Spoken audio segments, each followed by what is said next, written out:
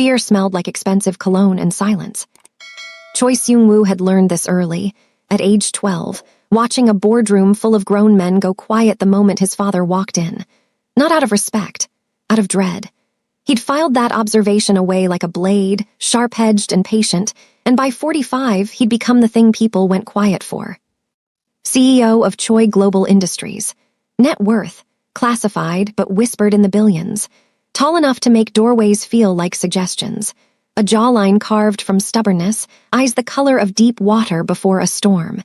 He moved through Seoul's elite circles like a predator that had long since stopped needing to hurry. He had never once had to ask for anything twice. Until the night he walked into a Lagos hotel lobby and saw Imani Brooks laughing. She wasn't supposed to matter. She was incidental, a footnote in the elaborate game he was playing against Victor Ademi, the Lagos property tycoon who had built his empire on a foundation of stolen blueprints. Blueprints that had once belonged to Seung-woo's late mentor, Chairman Park, a man who had treated Seung-woo like a son when his own father never quite managed it. Victor had taken everything from Chairman Park, reduced a proud man to debts and disease, and then attended his funeral wearing a smile disguised as condolences. Seung-woo had spent 3 years positioning himself for this moment. Victor's one weakness was his daughter, not biological, but beloved. The woman he'd raised from age 7 after a car accident took her parents.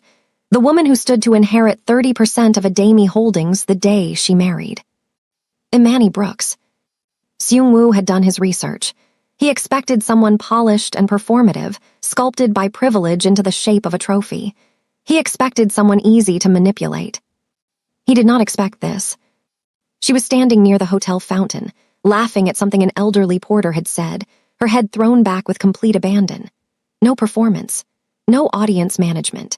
She wore a simple burnt orange wrap dress that moved like it was alive, her warm brown skin catching the gold lobby lights, natural hair twisted up and secured with what appeared to be, he narrowed his eyes, a pencil. She had the audacity to use a pencil as a hair accessory in a 5-star hotel, and somehow it looked intentional. The porter was laughing too, wiping his eyes. Seung-woo stood at the entrance, hand still on the revolving door, and felt something he could not immediately name. Not attraction, or not only that, it was something closer to confusion. The clinical distance he'd maintained around this assignment suddenly felt thin. He composed himself in under a second. He was very good at that. He had a plan. He would execute it. The introduction happened the next evening at a private dinner hosted by a mutual business contact, something Seung-woo had quietly engineered 3 weeks in advance. He was introduced as a Seoul-based investor interested in Lagos real estate. Victor shook his hand with the smile of a man who didn't know he was already losing. Imani sat 2 seats down, eating jollof rice with focused pleasure and contributing sharp, clear observations about West African infrastructure development that made 2 Harvard economists at the table shift uncomfortably. She was an urban planner. She'd built her own consulting firm by age 27. Victor hadn't handed her anything. She'd carved her own name before he ever offered to attach his to it. Seung-woo recalibrated everything he thought he knew about her in real time. When they were introduced directly, she looked at him with dark eyes that did something he was unaccustomed to. They assessed him back. Not nervously, not flirtatiously. Professionally, the way you'd evaluate a building's foundation before deciding whether it was worth entering. Choi Seung-woo, she repeated, like she was confirming the spelling. I read your paper on vertical community infrastructure in Seoul, the one in the Asian Urban Review. He blinked, one blink barely noticeable. You read academic journals on urban planning. I write for academic journals on urban planning, she said. Your thesis on displacement prevention was interesting. Your conclusion was wrong, but the framework was interesting. Silence rippled around the table. Seung-woo looked at her for a long moment.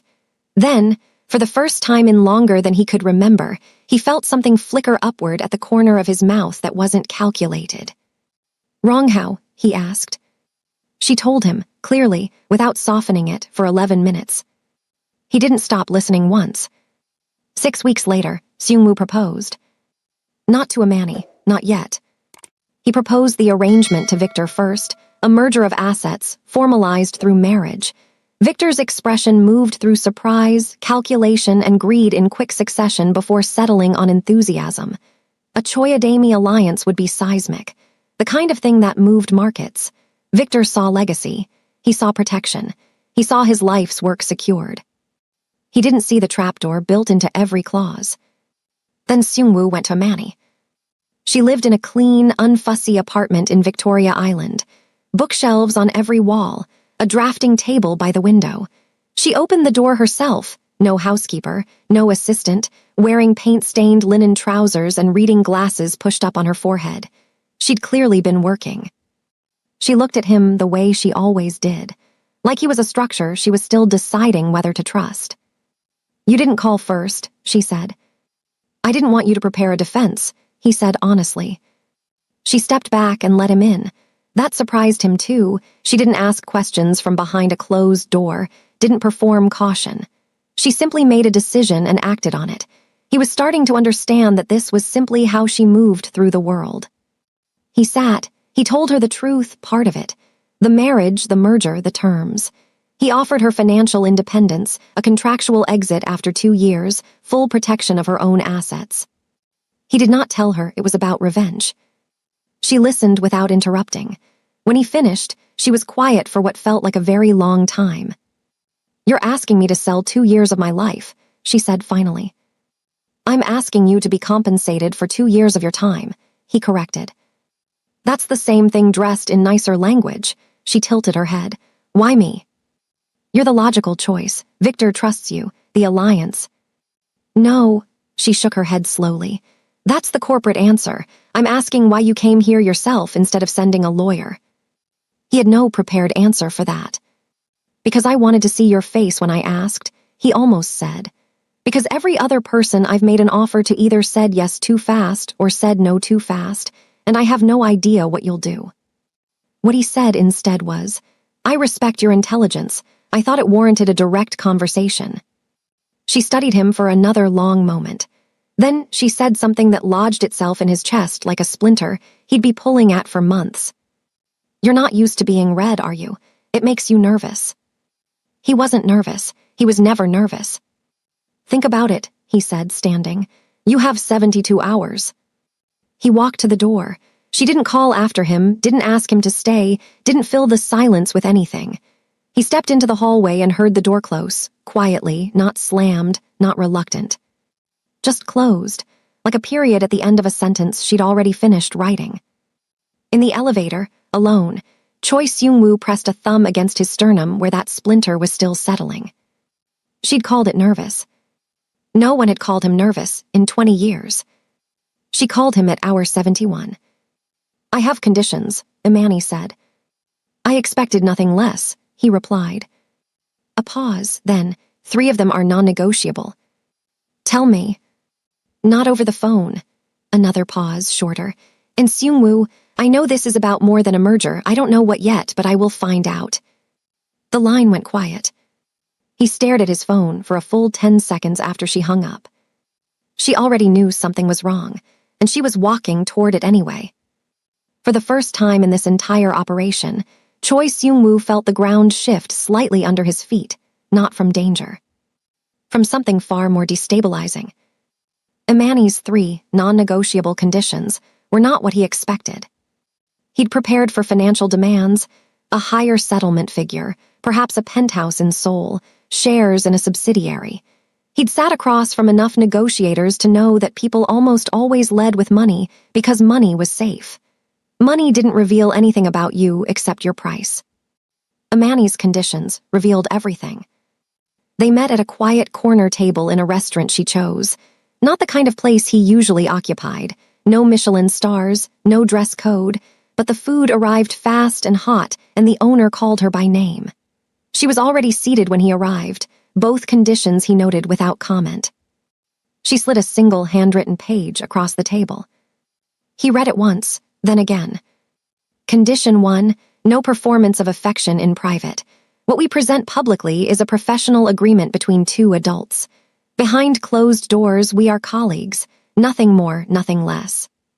Condition 2, my work continues uninterrupted. My firm, my clients, my projects. You do not interfere, redirect, or absorb my professional identity into the Choi brand. Condition 3. If at any point I discover the full truth of why this marriage exists, and I will discover it, you tell me yourself before I find it elsewhere. You owe me that dignity. Seung-woo set the page down.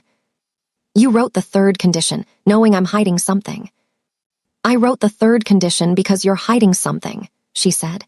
Everyone who enters a room the way you do is carrying something they haven't put down yet. How do I enter a room? She looked at him calmly, like you're already planning the exit. He picked up his water glass, set it down. It was the closest thing to a fidget he ever allowed himself. Agreed, he said, all three. She nodded once, then picked up the menu. Good, now order something. You look like you haven't eaten a meal that wasn't served in a boardroom in about a decade. He almost laughed. It was a near thing, a pressure in his chest that didn't quite find the exit. He caught it, flattened it, and looked at the menu. But the pressure remained. The wedding was held in Seoul, 12 weeks later.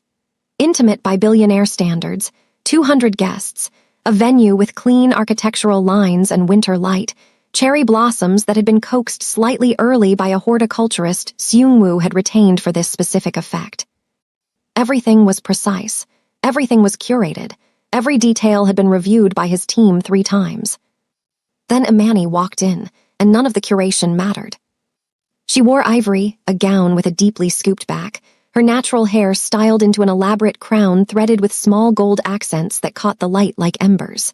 She walked without hesitation, without nerves, without performing the wide-eyed trembling that the room seemed to be waiting for. Her chin was level. Her eyes, when they found his at the altar, were clear and watchful and entirely, impossibly calm. The crowd murmured. The murmur had a specific texture, the confused appreciation of people who'd expected a transaction and were being shown something they couldn't quite categorize. Seung-woo stood still as she reached him. He was good at stillness. It was one of his most effective weapons. But when she stopped in front of him and he saw up close that she was not afraid, not performing, not bracing for impact the way almost every person who stood before him eventually did, something in his posture altered by a fraction. Not visible to anyone in the room. Visible to her. She tilted her head slightly, a question without words. Are you all right? He straightened. Yes. They said their vows, clean, legal, nothing poetic. He'd written nothing sentimental into them deliberately. She had not added anything either. That, somehow, felt more honest than anything laced with borrowed romance would have. When the officiant said you may kiss your bride, Seung-woo paused just one beat and then leaned forward and pressed his lips to her cheek. Warm skin, a scent like cedar and something citrus. He stepped back immediately. Appropriate, controlled. Imani turned to face the applause with a small, composed smile. Only he was close enough to hear her murmur under her breath. Smooth save. His Seoul penthouse occupied the entire top floor of a Choi Global building in Gangnam. Floor-to-ceiling glass, minimalist architecture, a city view that looked like a circuit board lit up at night. It was beautiful the way a museum was beautiful, impressive, cold, not designed for comfort. Imani walked through it on the first night, slowly, touching nothing, just looking. He watched her from the kitchen island, where he was pouring 2 glasses of water. You live like someone who doesn't want to leave fingerprints, she said finally. It's efficient. It's a warning sign. She turned to face him, leaning against the glass wall with her arms crossed, the city blazing behind her like she'd summoned it. You can exist here. I need to live here. There's a difference. What do you need? She was quiet for a moment, like she hadn't expected him to ask that simply. Books visible, not in a library room on shelves in rooms where you can see them. A drafting table by natural light. Coffee that isn't made by a machine with 17 settings, a kettle and a press, that's all. And one wall I can put things on. Notes, sketches, references, one wall that can be used. He looked at the pristine white wall to his left, which had held nothing for the 3 years he'd lived here. Done, he said. She blinked. That's it, no negotiation. You said what you needed. Why would I negotiate against your comfort in your own home? Something moved across her face. Not quite surprise, Something quieter and more unsettling than surprise, because he couldn't name it and he named everything. She took the glass of water he held out and said, "Thank you." Those 2 words in her voice, in that kitchen, at that hour, they landed differently than gratitude usually did for him. Usually gratitude tasted like power. Someone acknowledging they owed you something. This tasted like nothing he had vocabulary for. 3 months in, Seung-woo made his first mistake. It wasn't a business error, he didn't make. It was smaller and more catastrophic. It happened at a private dinner with his inner circle, 6 men who had served him loyally for over a decade, men who knew the architecture of the revenge plan, who knew Victor Adami's name the way surgeons know the name of a tumor. Imani had joined the dinner because it was expected. She sat at his left, engaged where appropriate, quiet where quieter was smarter. He'd noticed over 3 months that she understood rooms. She could read power dynamics and social weather with an accuracy that his most senior advisors occasionally missed. The conversation turned carefully to the Adami acquisition timeline.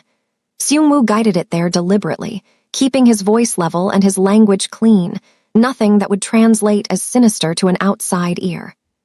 But then one of his men, Kim Yi-hoon, loyal but occasionally careless, raised his glass and said, with a smirk aimed at Seung-woo, "To the old man finally getting what was owed." The toast was drunk.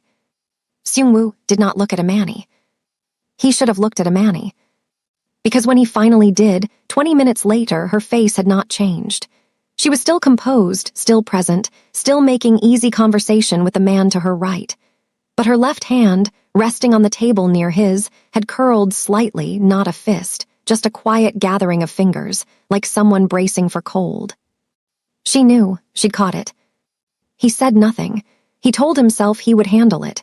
He told himself the timeline was still intact, the plan was still sound. She didn't have enough pieces yet. He went to sleep at midnight. When he woke at 3 a.m., she was at the drafting table by the window, city lights spread below her, working in silence. Not unusually, she often worked late. But he lay in the dark, watching the silhouette of her against the glass and felt, for the first time in his adult life, something that was the precise opposite of control. Guilt. It was unfamiliar. It sat in his chest like a stone he hadn't swallowed, but found there anyway. The call came on a Tuesday.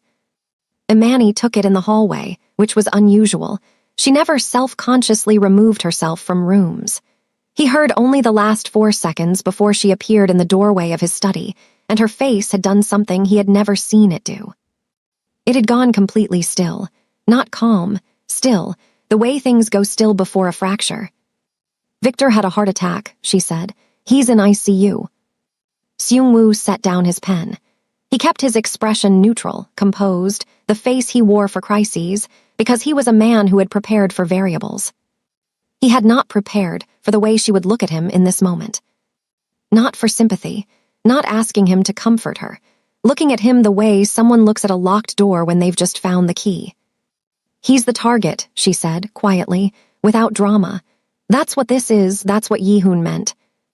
The silence between them lasted 6 seconds. "Imani." "Don't." Her voice was soft and devastatingly steady. "Don't manage me right now. I'm not a situation." She walked to the window. He watched her stand there, arms at her sides, looking out at Seoul the way she looked at blueprints, searching for the load-bearing elements, the places something could collapse. When she finally turned around, her eyes held something that broke something in him he hadn't known was still intact. "Tell me the truth," she said, "all of it." Condition 3. He had agreed. He had always known this moment would come. He had built the contract around it, had filed it under manageable future variable. But standing in front of Imani Brooks, his wife, watching her hold herself together with a dignity he had never earned and didn't deserve, Choi Seung-woo understood something that no boardroom, no acquisition, no act of revenge had ever taught him. Some debts cannot be paid with money. Some things, once broken, don't negotiate. He sat down. He told her everything. He talked for 40 minutes without stopping. That alone was unprecedented. Choi Seung-woo did not narrate.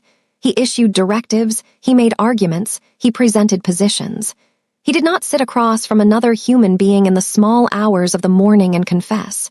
It wasn't architecture he'd ever built into himself.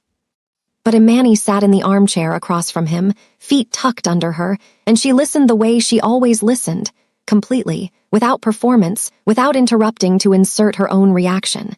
So he kept going. He told her about Chairman Park, a self-made man from Busan who'd spent 30 years building an architectural engineering firm that was quietly revolutionary, designs that prioritized community over spectacle, affordable structures that didn't insult the people who lived in them. He'd taken a 22-year-old Seungwoo under his wing when every other door in Seoul was still locked, had taught him that wealth without philosophy was just hoarding, that a building should serve the human being first and the skyline second. He told her how Victor Adami had come into their world under the guise of partnership, a Lagos Seoul joint development project, culturally significant, architecturally ambitious. How over 18 months of collaboration, Victor had extracted every proprietary design system, every structural innovation, every intellectual framework Chairman Park had spent his career developing. How he then quietly terminated the partnership on a technicality, registered the methodologies under Adami Holdings' intellectual property portfolio, and sued Chairman Park for breach of a clause so deeply buried in the original contract that 3 lawyers had initially missed it. He told her about the legal fees that bled Chairman Park dry, about watching a man who had never once moved through the world with his elbows out get systematically dismantled by someone who moved with nothing else, about visiting Chairman Park in the hospital the month before he died, in a ward that was a long distance from where he deserved to be, and hearing the old man say, with no bitterness, only a terrible exhaustion, "I trusted the wrong room, Seungwoo. Read every room before you walk in." He had not cried then, he didn't cry now. But his voice changed texture on that last sentence. Something in it thinned, briefly, like light through a fault in stone. Imani was quiet for a long time after he finished. "The acquisition," she said eventually. "You were going to take Adami Holdings apart, dismantle Victor's legacy the way he dismantled Chairman Park's." "Yes." "Using me as the mechanism." "Yes." Another silence, longer. He endured it because he owed it to her every second of it. "And the heart attack changes your timeline." "It complicates it," he said carefully. "A man in ICU cannot be held accountable in the ways I designed." She looked at him with those eyes that always seemed to be finding the load-bearing wall. "You mean it's harder to destroy someone who's already broken?" He said nothing. "Does it feel the way you thought it would?" she asked. The question landed somewhere unexpected. He'd rehearsed the endgame thousands of times. The moment Victor understood what was happening, the moment the legal documents arrived, the moment Choi Seungwoo stood in the wreckage of everything the man had stolen and finally exhaled. He'd carried that image for 3 years like a compass. "I haven't arrived there yet," he said. "I don't think you'll find what you're looking for when you do." Her voice wasn't gentle.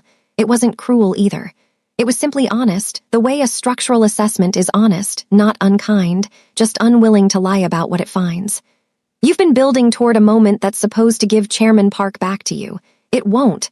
No acquisition does that." Seungwoo stood up and walked to the window. The city burned quietly below. "You're not going to ask me to stop," he said. It wasn't a question. "No," she said. "It's not my grief to manage, but I'm telling you what I see." A pause. "What are you actually afraid will happen if you let it go?" He turned. She was watching him with an expression he'd catalogued over 6 months of careful study and still couldn't fully translate. It wasn't pity. It wasn't judgment. It was something more patient than either of those things. Something that had decided, for reasons he couldn't yet understand, that he was worth the full attention. "That it will have meant nothing," he said. "That a man who deserved 30 more years of his life will have simply vanished, without consequence." Imani nodded slowly. "That's not about Victor," she said. "That's about witness. You want someone to confirm it happened, that it was real, that he mattered." The stone in his chest shifted. She'd found it, the exact thing he hadn't had words for in 3 years, *L. The call came 3 days later, not from the hospital. From Victor himself. He was out of ICU, stabilized, and he was asking to see Imani, not unusual. But the message he sent through the family lawyer contained a sentence that Seung-woo almost missed when Imani showed him the transcript. "Tell her I'm ready to tell her the truth about her parents." The room went very quiet. Imani's parents had died in a car accident when she was 7. She'd been raised by Victor Ademi from that point forward, an act of guardianship she'd always understood as generous, if complicated. She looked at Seung-woo with an expression he'd never seen on her face before: uncertainty. Not fear, just the specific disorientation of someone whose map has just been redrawn without warning. "I'm coming with you," he said. She didn't argue. They flew to Lagos the next morning.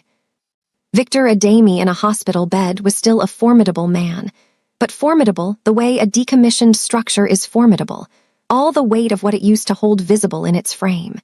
He looked at Seung-woo when they entered with the eyes of someone who had done the math and finally arrived at the correct answer.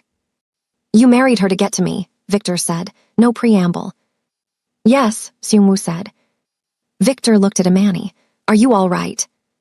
"I'm managing," she said, in the careful tone she used when she was feeling more than she intended to show. "You said you had something to tell me." Victor was quiet for a long moment. When he spoke, his voice had the specific quality of a man setting down something heavy he'd carried so long it had reshaped his spine. "Your father," he said, "was my business partner, 28 years ago, before Lagos, before any of this." He paused. "He was also the person who first introduced me to a Korean architect whose design philosophy changed how I understood buildings. A man named Park." The air in the room changed. Imani went still. "What are you saying?" "Your father and Chairman Park were collaborators, close ones. Your father died before the partnership with Park fully developed. The accident was real, I want to be clear about that. But the intellectual foundation I built my early career on, the design methodologies I later registered, that I later used against Park, some of those ideas originated from your father too, from both asterisk of them." He closed his eyes briefly. "I didn't steal from a stranger. I stole from the work of 2 men I had actually loved." Seung-woo was very, very still. Imani's hand found the arm of the chair beside her. "And you raised me," she said slowly, "knowing that." "I raised you because asterisk of that," Victor said. "I owed your father a debt I couldn't repay to him directly." His eyes, tired and unclouded for perhaps the first time, moved to Seung-woo. "I've known who you were since before this marriage. I knew this was coming. I let it come because," his voice fractured slightly, "because Park deserved someone to fight for him, even if it had to be this way." The silence that followed was the loudest thing Seung-woo had ever stood inside. They didn't speak much on the flight back to Seoul. Somewhere over the Atlantic, Imani fell asleep in the seat beside him, not leaning on him, but close, her head tilted toward the window, her breathing deep and even. She slept the way she did everything, without self-consciousness, without performance, fully committed to the act itself. He sat in the dark of the cabin and looked at the document his legal team had prepared, the full acquisition structure, every clause designed to fracture Ademi Holdings methodically, to scatter what Victor had built to the 4 winds. He read it for a long time. Then he closed it. He did not delete it. He wasn't a man who made decisions at 30,000 feet in the middle of the night from a place of emotional disruption. But he held it closed and sat with what Imani had said in his study 3 nights ago. You want someone to confirm it happened, that it was real, that he mattered. Chairman Park had mattered. The buildings were still standing, quiet and dignified in 3 countries, serving the communities they'd been designed for. The students Park had mentored were now architects themselves, carrying methodologies forward that Victor had registered under his own name, but could not actually own because ideas, genuinely revolutionary ones, have a way of persisting regardless of whose signature sits above them. Chairman Park had mattered. And Seung-woo had spent 3 years trying to prove it by destroying something, when the proof had been standing in concrete and inhabited by living people all along. He'd been looking for the wrong evidence. He turned and looked at Imani sleeping beside him. She had walked into this knowing something was wrong, had signed the contract anyway, not from naivety, but from a specific kind of courage that assessed risk clearly and chose to proceed. She'd offered him her conditions: dignity, honesty, autonomy. She'd put her name next to his and trusted him with the architecture of 2 years of her life, and he had built the whole thing on a foundation he'd never disclosed. He owed her more than the truth he'd already given. He owed her a choice about what came near. He woke her gently when they began descent. She came awake the way she always did, immediately, without disorientation, blinked once, looked at him. "I'm going to restructure the acquisition," he said. "Not abandon it entirely. Victor still owes a formal acknowledgement and a legal restoration of Chairman Park's intellectual property rights. That part I will finish, but the dismantlement," he paused, "I'm reducing it." She watched him. "It won't bring him back," he said. "You were right about that, but a formal record, a public correction of the attribution, means his name goes back onto work that carries it. That's what he actually deserved, not Victor's ruin, his own name in the right place." Imani held his gaze for a long, measuring moment. "That took courage," she said. "It took you," he said, simply, without strategy. Something shifted in her expression then, not dramatic, not cinematic. Just a small, quiet opening, like a window in a room that had been closed too long. "Our 2 years are almost up," she said. "I know. I have conditions again." He felt something move through his chest, warm, unfamiliar, not unpleasant. "Tell me." 3. "Of course." She looked at him steadily. 1. You stop performing the version of yourself that was built for boardrooms and start practicing the one I met at 3 a.m. in a kitchen in Lagos, who asked what I needed and just did it.